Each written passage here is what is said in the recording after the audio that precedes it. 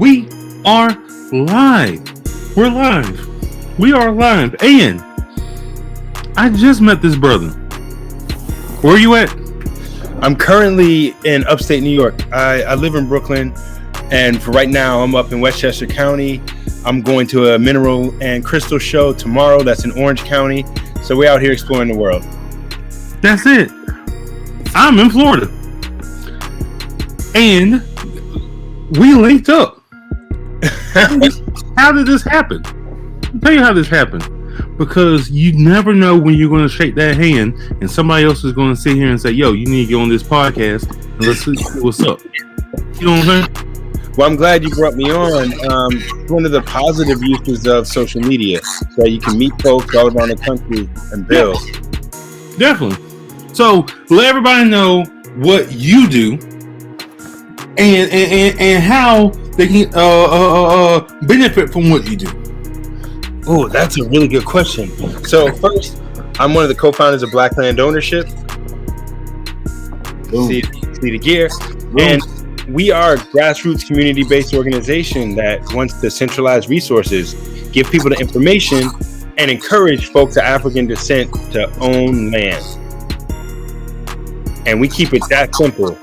Whether it's like learning the legalities of it, whether it's meeting architects, engineers, real estate folk, people in development, farmers, conservationists, and then giving people the history on what's happened and why we don't own the land that we should. And we want to advocate for people that have been marginalized from land ownership. Why is that so important? I know why, but let the listeners know why. Land ownership.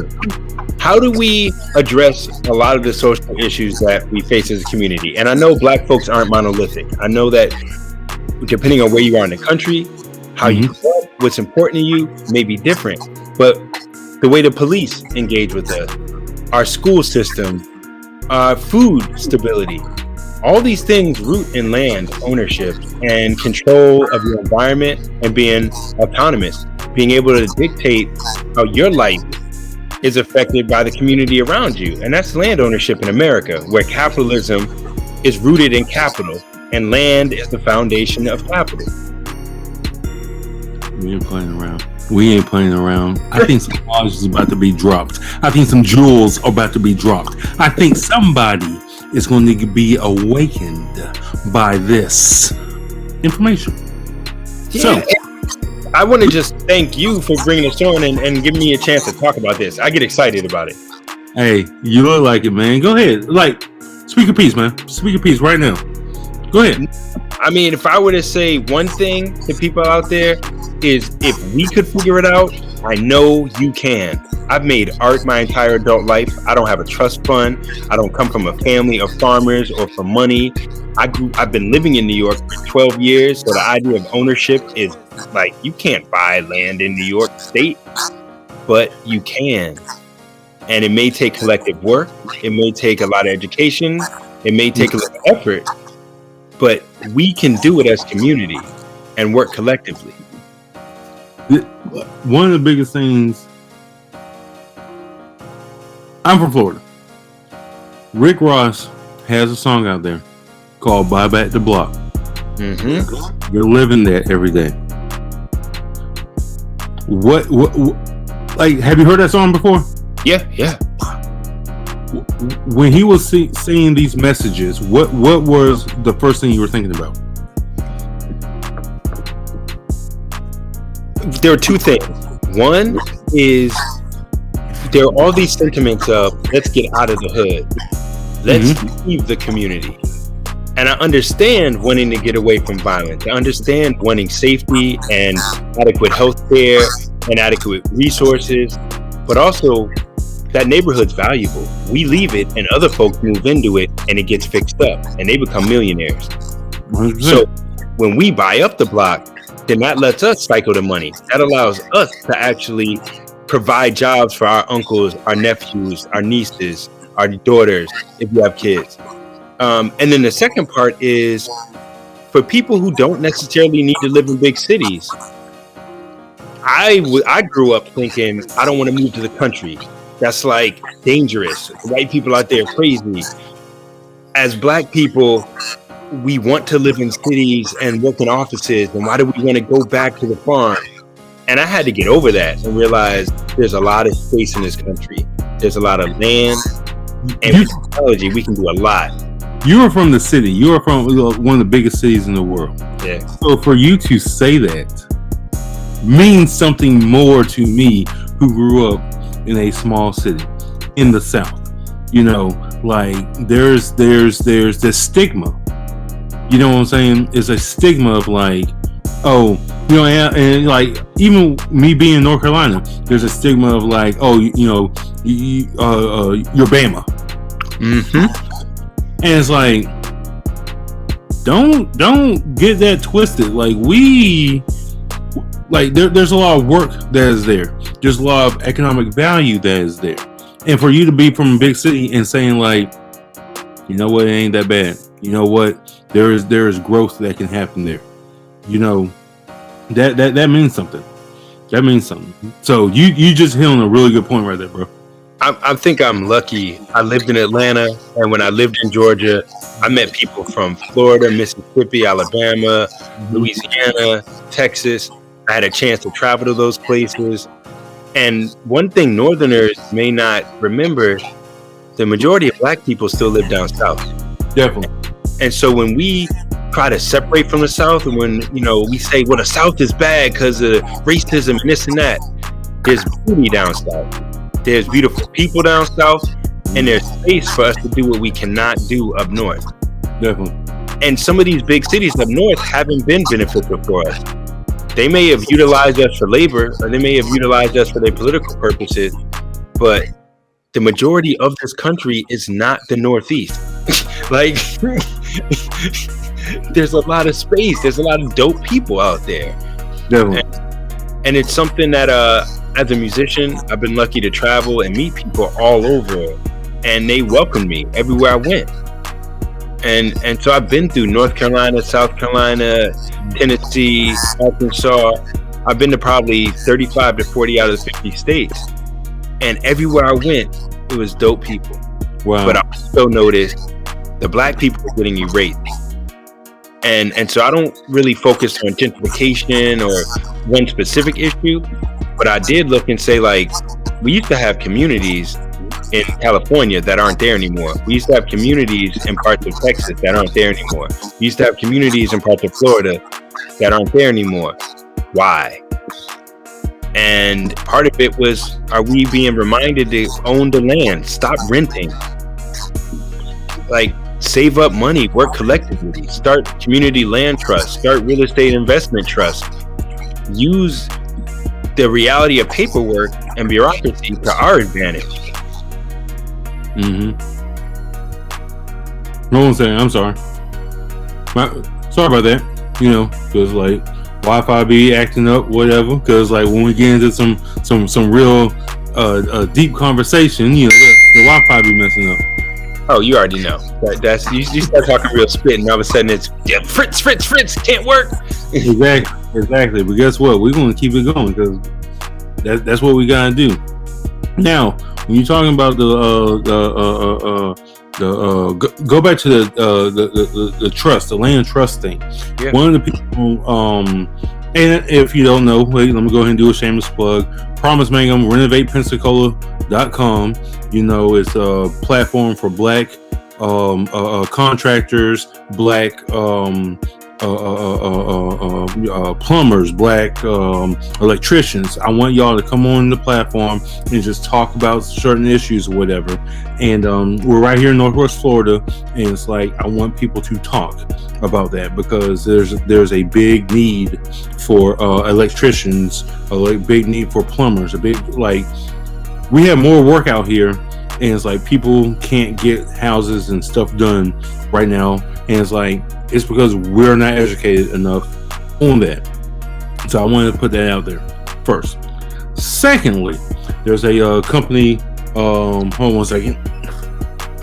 It is, I have it. And boom.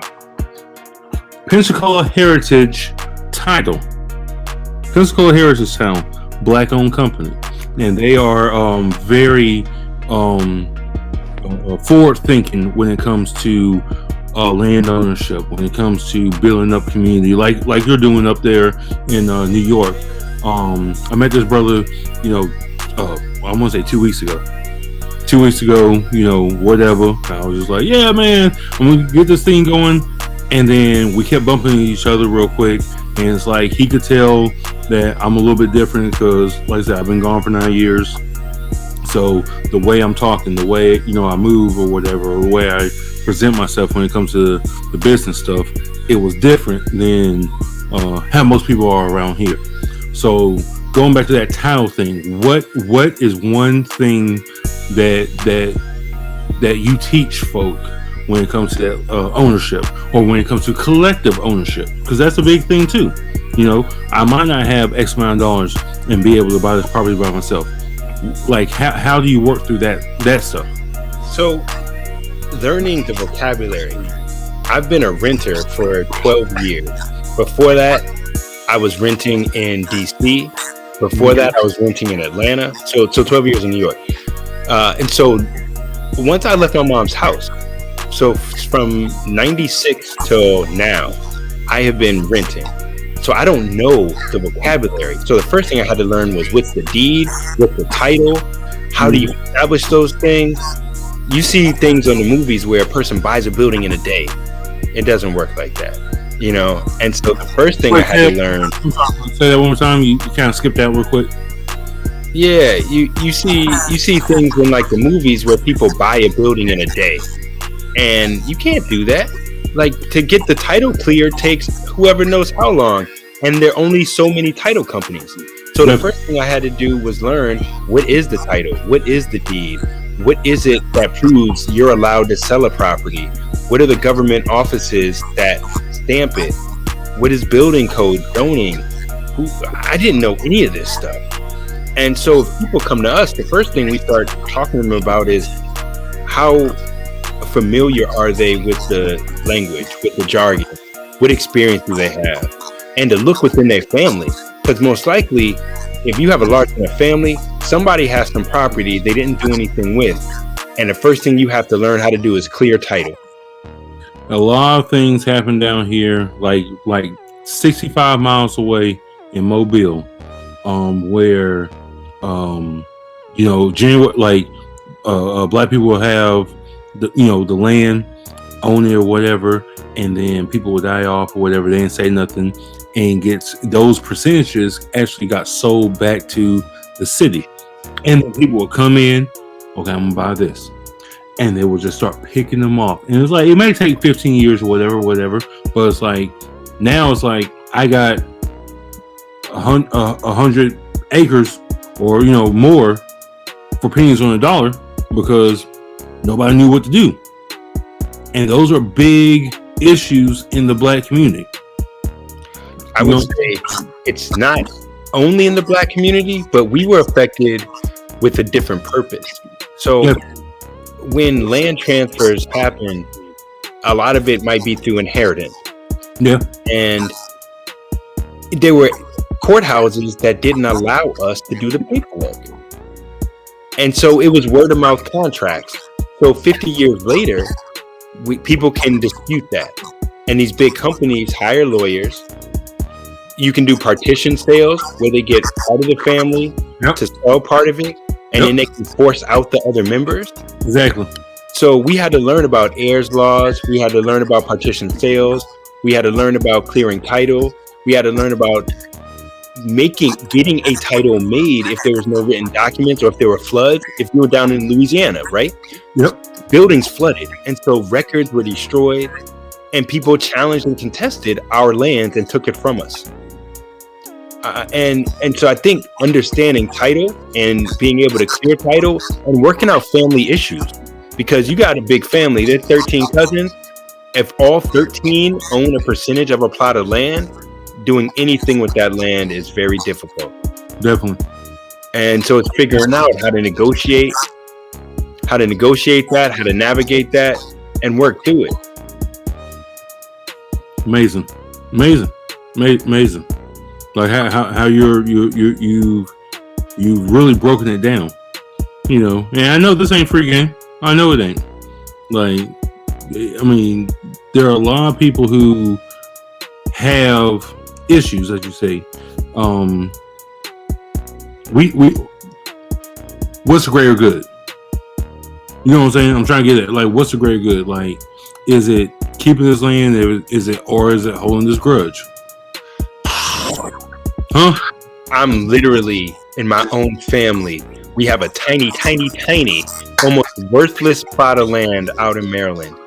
And when me and my partner were like, if we're going to tell other black people to do this, we need to do it first. Let's save our money. And again, I don't save money. I have to spend it all on rent, on food, on medical care. I am not a person where I have disposable income like that. Definitely. But I can stop going to the bar. I can not buy those J's. I can figure out how over 2 years, save a couple $1,000s, work more, and let's try to buy this land. And the first thing that happened was my aunt, uncle, and mom were arguing over who has the right to sell it. To sell it? Yeah. And I'm like, y'all, none of y'all are using it. It was our great grandmother's land. Y'all don't care. Not the argument of who's going to be able to take it over and do whatever with it. Who's going to sell it so we can get this money real quick? And it's so little money that it's a principal issue of their relationship, that they just have like stuff from when they were younger they got to sort out. And that's real. That's what happens when people are 60, 70, 80 years old. And man, ain't going to let it go. Won't let it go. Won't. These are the precursors of generational curses, I think. And so in a way, though, this issue is forcing my family to communicate again in a way they weren't, because me and my partner didn't give up. When we first brought it up and I was like, oh, wow, y'all not going to make it easy. Like, my uncle literally was like, I have the right to sell it. You're going to have to pay market value and no payment plans. And I looked at him like, what? But then my aunt and mom were like, he can't sell it anyway. So before we even get to that, and I'm like, fine, let's get the lawyer. And everyone's like, no, lawyers cost money. Everybody wants to be the big shot, and nobody wants to do the work to be the big shot. Wow. So we're trying to work it out. I'm negotiating between the three of them. I'm researching the family plot to find out who actually owns it. I'm calling the county offices to find the wills and to find the deeds. And I'm going to help them. And instead of getting frustrated, I have to just do what I need to do if this is important for us. Mm-hmm. And I've talked to friends, and like you mentioned, my homie Nosa Foster, or CJ, he lives down in Mobile, Alabama. He found out his family has land out in Georgia somehow. But it's that same issue. Some cousin is not really trying to do anything with it, but also doesn't want anyone else to do anything with it. Why not? Now, these are the $1 million questions. I mean, no. That was a rhetorical question. Yeah. It's amazing. But I think that's going to be real. For us as a community, we have to have those real conversations and be willing to do some difficult research.